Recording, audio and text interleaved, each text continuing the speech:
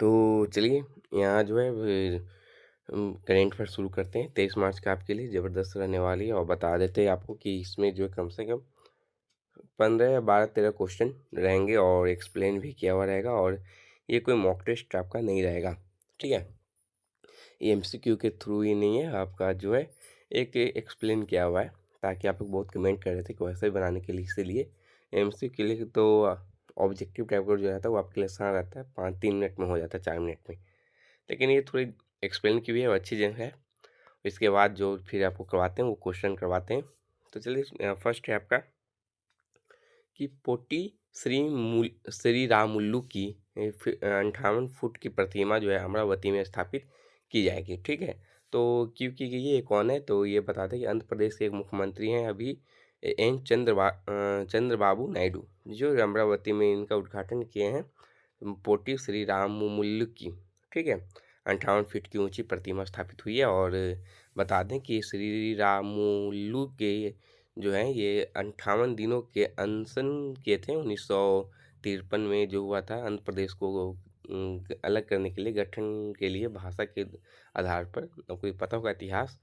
तो उसके ये जो है श्री मामुल्लू 58 दिन के लिए अनशन पे बैठे थे। ठीक है, तो अब ज़्यादा इनकी जानकारी देना नहीं, वही है, तो इनके लिए मूर्ति बनाई जा रही है 58 फुट की आंध्र प्रदेश में। चलिए अब आगे चलते हैं। नेक्स्ट यहाँ है कि कौशल विकास में सहयोग की संभावनाएं तलाशने के लिए ब्रिटिश प्रतिनिधिमंडल उड़ीसा पहुंचा।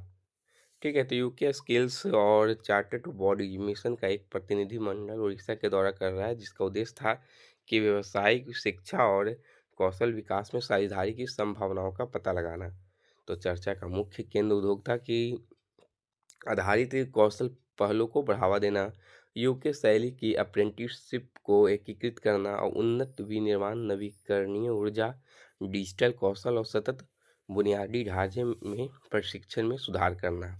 ठीक है, तो उड़ीसा के कौशल विकास और तकनीकी शिक्षा मंत्री संपत चंद्र स्वाइन और उत्तर पूर्व भारत के ब्रिटिश उप उच्चायुक्त एंड्रयू फ्लेमिंग ने ये जो है वैश्विक स्तर पर प्रतिस्पर्धी कुशल कार्यक्रम जो है ये सब तैयार किए हैं और उड़ीसा पहुंचे थे। चलिए, यहाँ नेक्स्ट है कि सी डॉट ने स्टार्टअप्स के लिए अत्याधुनिक इनक्यूबेशन प्रोग्राम सामर्थ्य लॉन्च किया है। ठीक है, तो centre for development of telematics में सी डॉट का फुल फॉर्म आपका हो जाएगा, ने समर्थ नामक एक समर्पित इनक्यूबेशन प्रोग्राम जो है लॉन्च किया, जिसका उद्देश्य था कि दूरसंचार और आईटी क्षेत्रों में नवाचार को बढ़ावा देना है। तो आगे चल बढ़ते हैं। पर्पल फेस्ट 2025 से समावेशिता और सशक्तिकरण का उत्सव। तो वो पर्पल फेस्ट जो 2025 का आयोजन हुआ राष्ट्रपति भवन में हुआ है। दिव्यांगजन सशक्तिकरण विभाग, DEPW जिनको बोला जाता है, सामाजिक न्याय और अधिकार अधिकारिता मंत्रालय द्वारा ये किया गया है। इस उत्सव में जो है 23,500 से अधिक प्रतिभागियों ने उत्साहपूर्वक भाग लिया था। इसका मुख्य उद्देश्य था कि समावेशिता, सुगमता और दिव्यांगजन के सशक्तिकरण को बढ़ावा देना था। तो फेस्ट में साहित्यिक चर्चाएं, खेल गतिविधियां, कॉरपोरेट सहयोग और सांस्कृतिक प्रस्तुतियां शामिल थी, जो दिव्यांगजन के लिए एक नए अवसर सृजित करने का एक समावेशी समाज के निर्माण में दिशा में केंद्रित थी।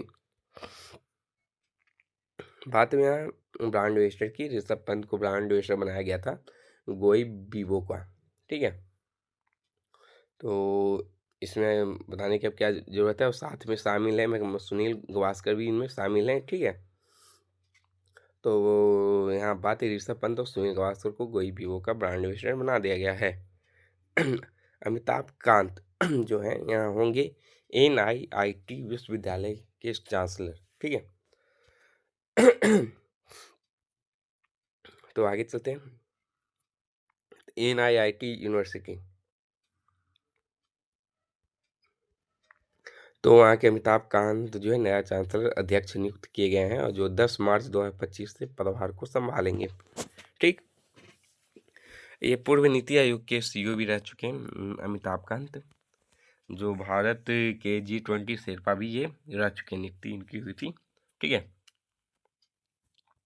तो आगे चलिए आपको दिखाते हैं, इसमें कुछ ज़्यादा अब है नहीं। और ये हम बात कर लेते हैं कि कांत जो है प्रख्यात वैज्ञानिक थे, पहले कस्तूरी रंगन के स्थान लेंगे, ठीक है? मतलब NIIT यूनिवर्सिटी के पहले कौन थे? तो कस्तूरी रंगन थे। तो ज़्यादा नहीं देना है, चलिए आगे चलते हैं।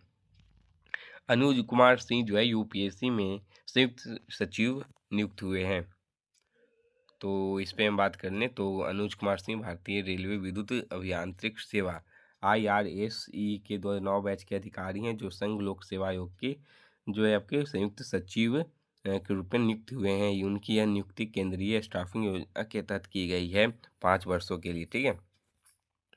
BPCL ने कोची रिफाइनरी में फ्लोटिंग और सौर ऊर्जा संयंत्र का उद्घाटन किया है।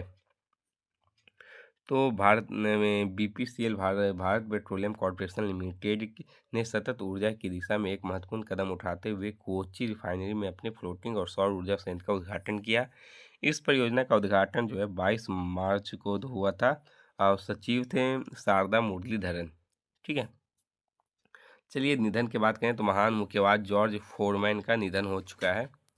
तो इन पे अब बात क्या करना है नेक्स्ट है विविध में आगे कि ईस्ट कोस्ट रेलवे ने रचा इतिहास से 2024-25 में 250 मीट्रिक टन माल लदान करने वाला पहला रेलवे जोन जो है बन चुका है, ठीक है। ईस्ट कोस्ट रेलवे ने भारतीय रेलवे में एक नया मानदंड स्थापित किया है, जो वित्तीय वर्ष 2024-25 में 250 मिलियन टन मूल माल ढुलाई हासिल करने वाला भारत का पहला रेलवे जोन बन गया है। और यह महत्वपूर्ण उपलब्धि 21 मार्च 2024 को निर्धारित के समय 11 दिन पहले ही प्राप्त कर ली गई थी। मतलब ECOR देश का सबसे अधिक माल ढुलाई करने वाला जो है रेलवे जोन बन गया है। महत्वपूर्ण दिवस में आते हैं तो ये 11 क्वेश्चन है, 11 नंबर कि विश्व मौसम विज्ञान दिवस, ठीक है। उसका थीम इतिहास के बारे में जानते हैं तो विश्व मौसम विज्ञान दिवस 23 मार्च को मनाया जाता है। और जो विश्व मौसम संगठन जो है WMO की स्थापना 75वीं वर्षगांठ का प्रतीक है। और इसका थीम है एक साथ प्रारंभिक चेतावनी अंतर को पाटना, मतलब closing the early warning gap together, जो चरम मौसम घटनाओं और जलवायु परिवर्तन के प्रभाव को कम करने के लिए चेतावनी प्रणालियों के महत्व पर जोर देता है ठीक है। तो 23 मार्च को मनाया जाता है। विजय शंकर को डेनमार्क के नाइट क्रॉस से सम्मानित किया गया है।